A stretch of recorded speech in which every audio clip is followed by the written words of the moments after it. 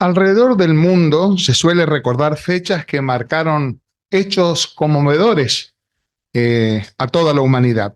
Y podemos decir que aunque hayan pasado siglos, la humanidad celebra los aniversarios de ese suceso. Entre ellos, por ejemplo, el día 15 de abril, se recuerda siempre el hundimiento del Titanic. El barco que había sido construido en ese momento era el barco más grande y que terminó en el fondo del océano. También las personas conmemoran los aniversarios de la finalización de la Primera o de la Segunda Guerra Mundial. Para el ser humano, recordar o evocar estos eventos, estos aniversarios, les recuerda lo trágico que fueron y piensa que al recordarlos, al evocarlos, van a evitar que vuelvan a suceder. Perdón. Ahora bien, hay un día que muy pocas personas lo tienen presente. Es un día en un futuro muy, muy cercano. Pero cuando llegue podemos decir que va a cambiar la historia de la humanidad. Y también va a influir en todas las personas que habitan en este planeta. Para algunas va a influir para bien, pero para otras podemos decir que va a ser su final. Y los sobrevivientes de ese día lo recordarán por millones y millones de años. Para seguir hablando de este día, por favor, vamos a identificarlo primero en la Biblia. Busquemos Joel capítulo 2, versículos 30 y 31. Joel capítulo 2, versículos 30 y 31. Ahí dice, y haré cosas impresionantes en los cielos y en la tierra. Habrá sangre y fuego y columnas de humo. El sol se convertirá en oscuridad y la luna en sangre antes de que venga, ahí está, el grande e impresionante día de Jehová. Bueno, acá identificamos a qué día nos estábamos refiriendo, al día de Jehová. Ahora, ¿qué va a suceder en ese día? ¿Por qué es un día muy, muy importante? Bueno, la Biblia nos asegura que en ese día Jehová va a luchar contra todos sus enemigos y a favor del pueblo, de su pueblo. Pero acá ahora surge una pregunta que es muy importante. ¿Cuándo será ese día? ¿Podemos saber, hay alguna fecha exacta o hora exacta? Bueno, cuando Jesús estuvo acá en la tierra, él habló acerca de ese día y aclaró que el único que sabía en ese momento la fecha y la hora exacta era su Padre Jehová, aunque él dejó indicios de cuándo sería. En primer lugar, él dijo que sería durante su presencia. Bueno, nosotros los testigos de Jehová sabemos que dicha presencia comenzó en el año 1914. Así que podemos decir o asegurar que estamos viviendo en la presencia de Jesús. Pero, ¿cómo podemos asegurarnos? ¿La Biblia nos dice que estamos viviendo en la presencia de Jesús? Por favor, vamos a buscar la respuesta en la Biblia. Vayamos a Mateo, capítulo 24, versículo 3 y luego 7 y 8. 24, Mateo 24, 3 y luego el 7 y 8. El 3 dice, mientras él estaba sentado en el monte de los olivos, los discípulos se le acercaron en privado y le preguntaron, dinos, ¿cuándo pasarán estas cosas y qué señal habrá de tu presencia y de la conclusión del sistema? Aquí vemos que los discípulos le preguntan a Jesús qué señal habría o qué señal marcaría su presencia. ¿Y qué le contesta Jesús? Veámoslo en el 7 y 8, 24, 7 y 8. Ahí Jesús le dice, porque peleará nación contra nación y reino contra reino. Y habrá hambre y terremotos en un lugar tras otro. Todo esto es el principio de grande sufrimiento. Sí, Jesús le dice que durante su presencia habría señales concretas de que indicarían que estamos viviendo en ella. Dijo que iba a haber guerra, dijo que iba a haber hambre, terremoto y sufrimiento. Ahora, piense por un momento, ¿no es lo que estamos viviendo hoy en día? Vamos a hablar de las guerras.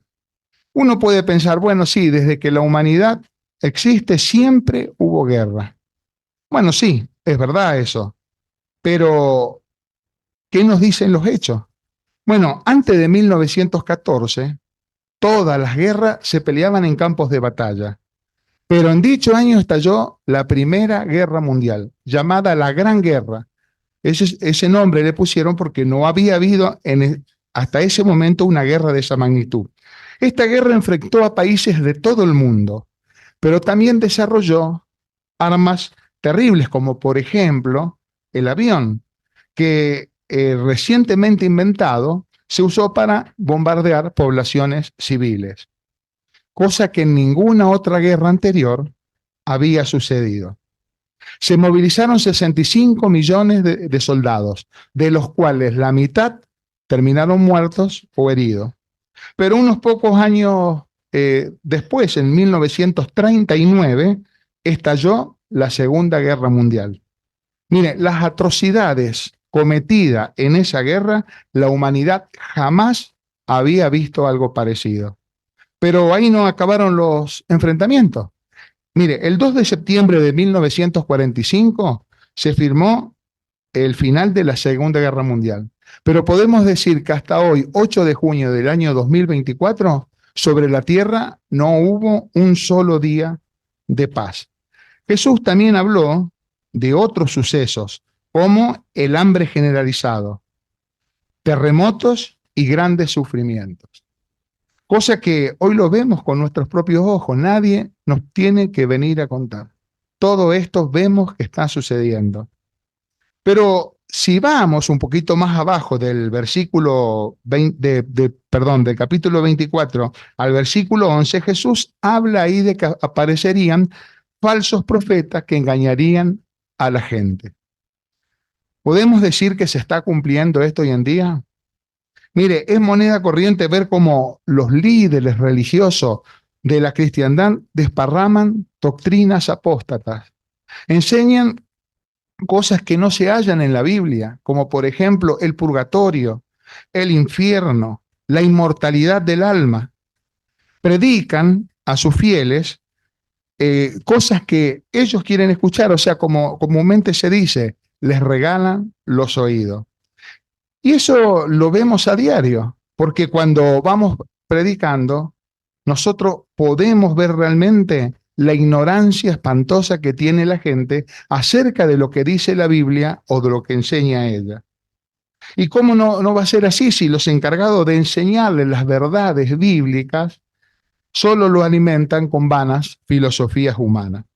Mire, ante una pregunta que un niño le hizo al máximo líder de la Iglesia Católica hace poquito, le preguntó por qué Dios permite el sufrimiento.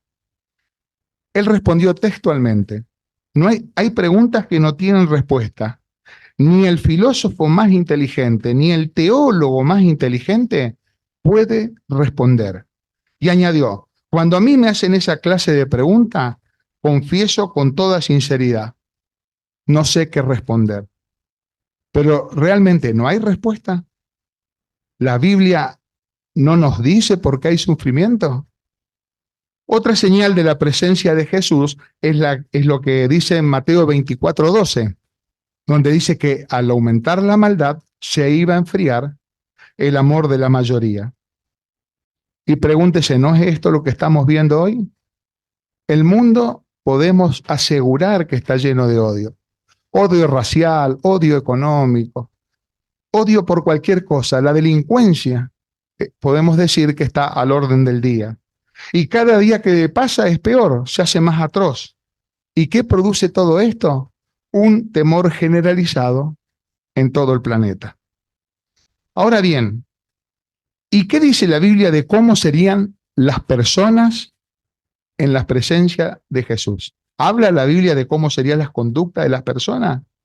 Mire, vamos a buscar 2 de Timoteo capítulo 3, versículos 1 al 5.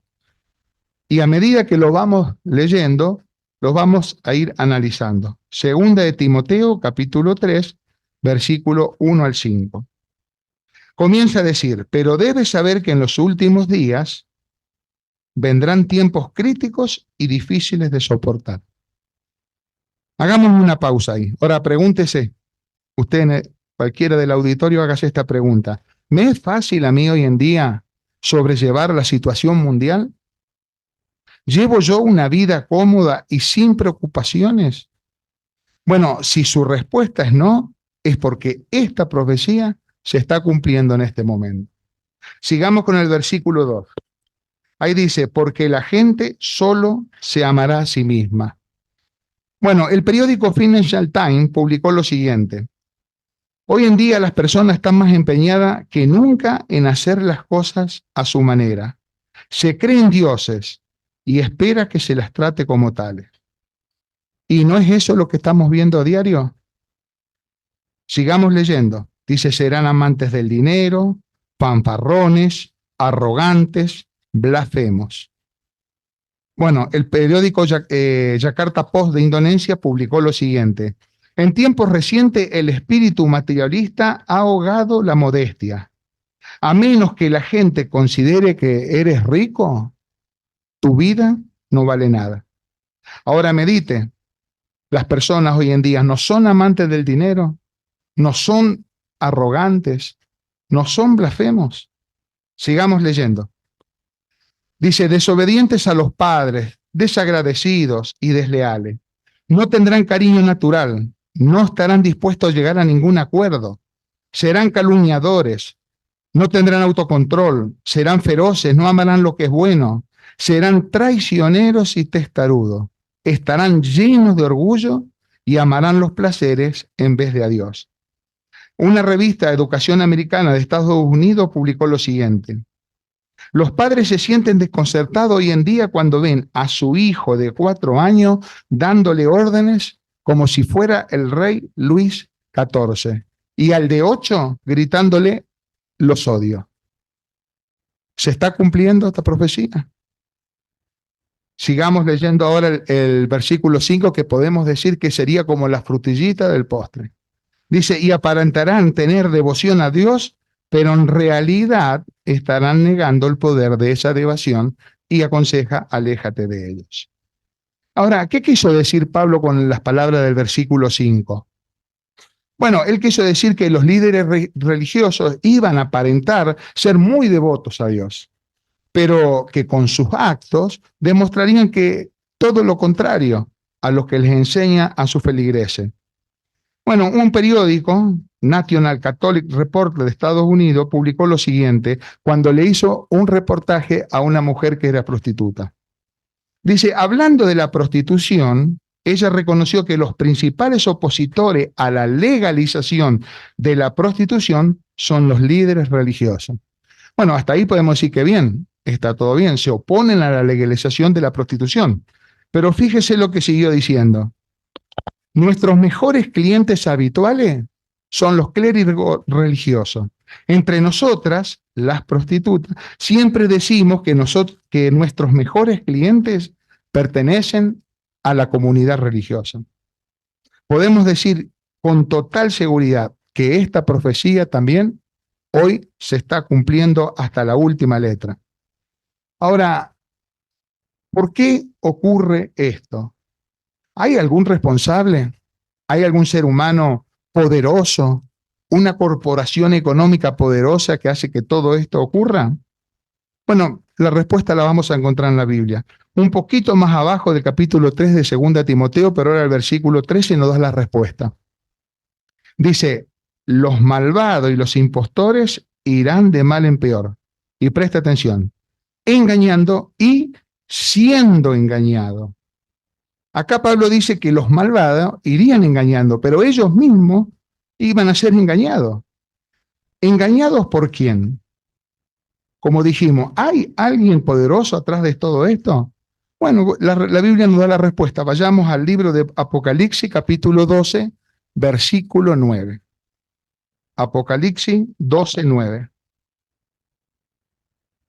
Ahí dice, hacia abajo fue arrojado el gran dragón, la serpiente original, al que llaman Diablo y Satanás, y observe, que está engañando a toda la tierra habitada.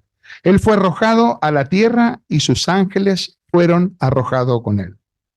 Como vemos, el responsable no es ningún ser humano poderoso. Es un ser invisible y que se lo conoce con un título de diablo o Satanás. Él está influyendo en todas las personas que se someten al espíritu de este mundo.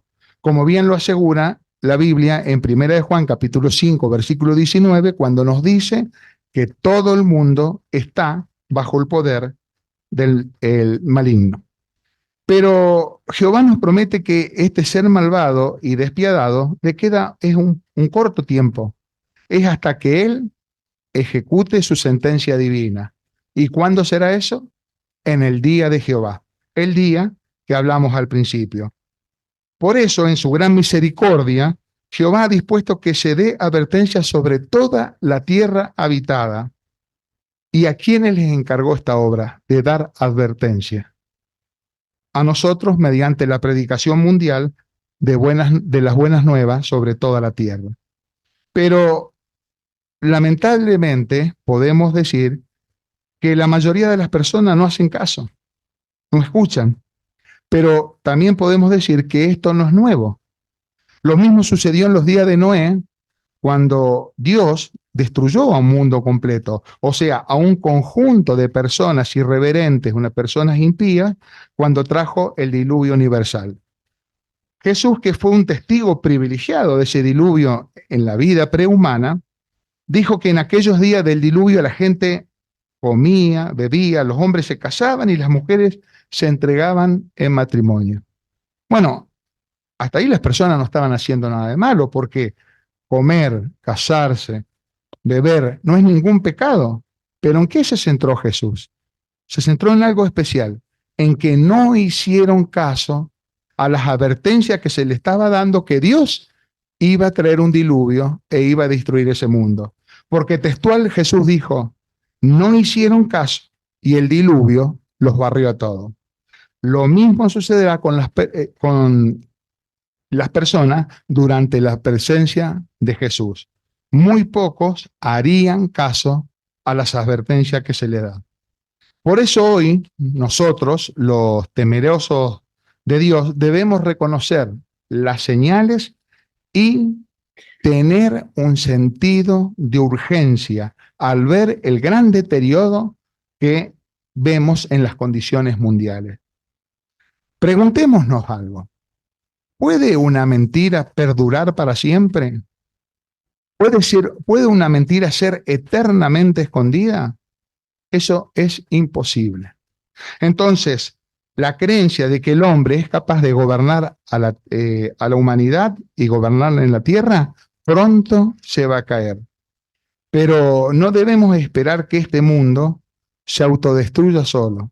Es Jehová, el mismísimo Jehová, el que le va a poner fin a este mundo. Miren, el apóstol Pedro profetizó cómo iba a ser el día de Jehová. En 2 de Pedro, capítulo 3, versículo 10 al 13, que les pido que me acompañen a leer, ahí nos dice detalladamente, pero a medida que los vamos leyendo, lo vamos a ir analizando. Ahí dice, dijimos, 2 de Pedro 3, 10 al 13. Ahí dice, sin embargo, el día de Jehová vendrá como un ladrón. Bueno, ahí hagamos una pausa. ¿Cómo viene un ladrón? Avisa que va a venir, viene de repente. Bueno, no, por lógica podemos decir que viene repentinamente y cuando nadie lo espera. Bueno, así de repentino nos dice Pedro que va a ser el día de Jehová. Sigamos leyendo. Ese día los cielos desaparecerán con un estruendo. Ahora, ¿qué significa esto? Que los cielos van a desaparecer con un estruendo. Bueno, a veces la Biblia llama cielo a gobiernos humanos. Pues, ¿por qué lo llama así? Porque ocupan una posición elevada sobre sus ciudadanos.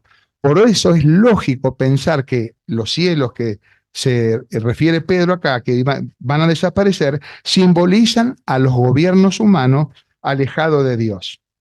Sigamos leyendo. Y ahí dice, y los elementos intensamente calientes se disolverán, y la tierra y las obras que hay en ella serán puestas al descubierto. ¿Qué quiso decir Pedro con esto? Bueno, se refiere al mundo formado por los seres humanos alejados, de Dios. De la misma forma que en los días de Noé, en el cual el mundo malvado fue destruido por un diluvio, hoy la tierra está reservada para el día de juicio. Pero a diferencia de los días de Noé, que fue en una sola vez, ahora será en dos partes. La primera es Jehová mismo se va a encargar que los políticos y los gobiernos eliminen a su odiada enemiga, que es Babilonia la Grande, nada más y nada menos que el imperio de religión falsa, que cometen y cometieron prostitución espiritual. Y en la etapa final, en la guerra del Armagedón, Dios acabará con todo el resto del mundo de Satanás. ¿Y qué son los elementos intensamente calientes que son disueltos? Bueno, acá son las cosas básicas que hacen que el mundo tenga características y actitudes y comportamientos que a la vista de Dios son abominables. ¿Y qué cosas quedarán al descubierto? Bueno, acá Pedro se refiere a que Jehová va a desenmascarar a este mundo. Dejará en claro que todo esto es un sistema satánico opuesto a él y que merece ser destruido. Ahora sigamos leyendo del 11 al 13. Ahí dice, ya que todas estas cosas se disolverán de este modo, piensen en la clase de personas que deben ser. Deben realizar actos santos de conducta y hechos de devoción a Dios, mientras esperan y están muy pendientes de la presencia del día de Jehová, mediante el cual los cielos serán destruidos por las llamas y los elementos se derretirán por el intenso calor. Pero hay unos nuevos cielos y una nueva tierra que esperamos según su promesa, y en ellos reinará la justicia. ¿A qué se refiere acá Pedro cuando habla de nuevos cielos? Al reino de Dios, establecido en una región, en la región espiritual. A cargo de ese reino está Jesús, juntos con los 144.000 ungidos, ya tomados de la tierra y resucitados en el cielo. Y cuando habla de la nueva tierra, bueno, será la nueva sociedad de personas que habitará este planeta y estará formado por seres humanos que se sometieron voluntariamente al reino de Dios. Los cristianos verdaderos tenemos una firme esperanza de sobrevivir a ese día. Por esa razón, Pedro nos exhorta a realizar actos santos de conducta y hechos de devoción a Dios. Él sabía muy bien que solo los que hicieran la voluntad de Jehová y demostraran cualidades cristianas sobrevivirían al día de Jehová. Ahora, la pregunta es, ¿cómo puedo yo mostrar cualidades cristianas? ¿Cómo hago para demostrar? Bueno, para realizar las actividades que nos ayudan a desarrollar esas cualidades cristianas, se requiere, como dice la Biblia, un esfuerzo solícito. En efecto, hay que poner un gran empeño por asistir a todas las reuniones, asamblea, leer la Biblia a diario, tener un programa de estudio personal, algo que nos fortalece y reanima las actividades cristianas, son la predicación de las buenas nuevas. Pero es innegable que en algunos territorios es difícil predicar, y lo sabemos nosotros, ya sea porque las personas son apáticas, se oponen a nuestra obra o simplemente viven absortas en sus problemas. Nosotros tenemos el privilegio de anunciar el nombre y el propósito de Jehová. Gracias a nuestra labor, cuando Él ejecute cuentas con todos sus enemigos, absolutamente nadie, pero nadie podrá decir, yo no sabía que esto iba a suceder. Al mismo tiempo, Dios va a honrar a todos sus siervos fieles, dejando claro frente a todo el mundo que nosotros éramos sus representantes. Por eso tenemos que tener muy presente el día de Jehová y hacer todo lo que está a nuestro alcance para que Él nos haya aprobado, como bien lo dice Segunda de Pedro, capítulo 3, versículo 14, que los invito a leer. Segunda de Pedro, capítulo 3, versículo 14. Ahí dice, por eso, amados, ya que están esperando estas cosas, hagan todo lo posible para que al final Él los encuentre sin mancha, sin defecto y en paz. Mire, nuestra esperanza es que se nos oculte en el día de cólera de Jehová, que Él nos proteja. Como bien lo dice el libro de Sofonías, como un último pasaje vamos a leer, Sofonía capítulo 2, versículo 3. Sofonía 12, 3 dice, busquen a Jehová todos ustedes, los mansos de la tierra, los que obedecen su justo decreto, busquen la justicia, busquen la mansedumbre, probablemente se les oculte durante el día de la furia de Jehová. Hacer la voluntad de Jehová nos da la firme esperanza de sobrevivir al inolvidable día de Jehová y permanecer para siempre en la tierra. Por eso debemos tener un sentido de urgencia. Ahora, ¿qué es tener un sentido de urgencia? Mire, lo voy a ilustrar con un suceso real. Recuerda que al principio hablamos del hundimiento del Titanic. El 19 de abril de 1912, o sea, tan solo 7 días de la tragedia del hundimiento del Titanic, y recuerde que era el barco que ni Dios podía hundir, el periódico New York Times publicó lo siguiente. Dice, aunque los miembros de la tripulación instaban a todos a subir a bordo de los botes salvavidas, muchos murieron porque nadie se apresuraba. Siguió diciendo el editor de la nota. Es curioso, la capacidad de los botes salvavidas eran para 1.200 personas, pero solo subieron 700. Los primeros botes casi salieron vacíos. Ahora el escritor se pregunta, ¿cómo es posible que las personas no se apresuraran a subir a los botes cuando el barco se estaba hundiendo? Y siguió relatando, la gente desde la baranda de la cubierta gritaban a los que subían a los botes, ustedes están locos, de noche, en medio del hielo, con aire en el agua, subirse a ese cascarón de madera por el bote. El Titanic, aunque esté averiado, no se puede hundir. Lo cierto es que hasta que el Titanic no se hundió, podemos decir que había cierta estabilidad en el barco. De hecho, la orquesta de música siguió tocando hasta que el barco se puso en posición vertical y terminó en el fondo del océano. Al igual que Titanic, este mundo se está hundiendo irreversiblemente. Y podemos decir que su orquesta sigue tocando. Y sigue diciendo que aunque hay crisis, este mundo no se va a hundir.